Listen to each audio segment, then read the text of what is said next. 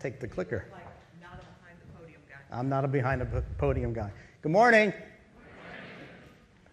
If you notice, that looks like a train. It's deliberate because, as people have said this morning, we're on a journey.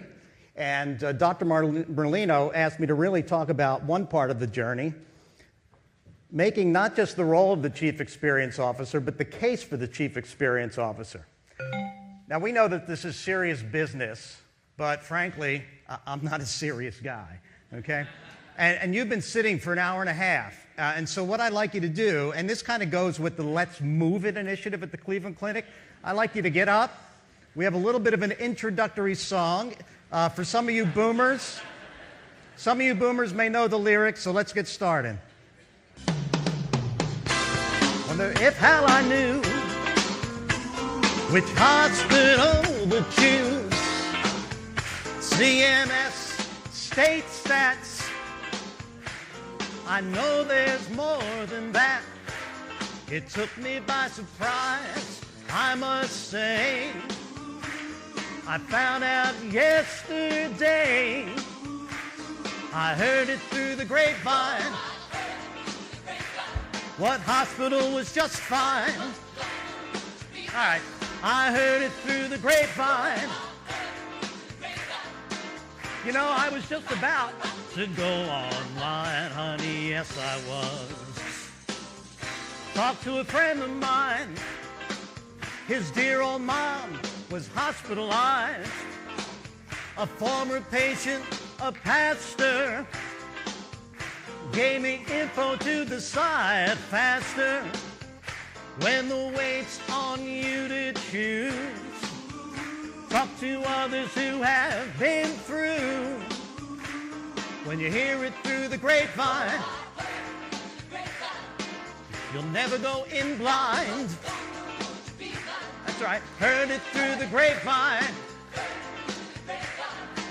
It'll help you make up your mind, honey, yes it will. Hearing it through the grapevine will help you make up your mind. All right. Good job. Thank you. Now, hearing it through the grapevine is what? Word of mouth. Now, yesterday we spent a lot of time on an enabler of word of mouth, the social media. Now, believe me, you could Google me and you'll find me everywhere. Facebook, Twitter, at Anthony Cirillo, by the way. But I think we get obsessed with word of mouth on the social media side. And I think we need to keep it in perspective.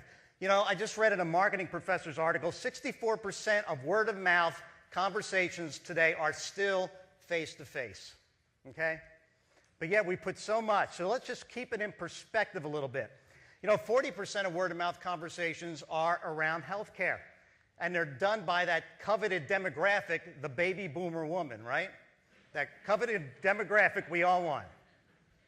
But really, let's look at word of mouth and how I got to that Chief Experience Officer article a little bit differently. It isn't actually marketing at all. It's great customer service that earns customer respect. Now, I would change a few words to customer experience that earns customer loyalty. But not every experience has the same value, right? If I go to the supermarket, I could buy my coffee beans for a couple pennies, go up the line, Dunkin' Donuts, diner. But why do we gladly pay $3 to $5 for a cup of coffee at Starbucks?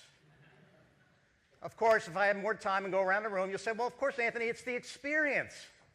Right, but what about the experience? Well, I'll tell you my Panera Bread experience. Anybody go to Panera Bread? Love Panera. Why do I love it? Well, I could go there when I'm on the road if I have an off day and spend morning, noon, and night there, and they'll never throw me out. It's true. They will never throw you out. They have free Wi-Fi. You can conduct business there.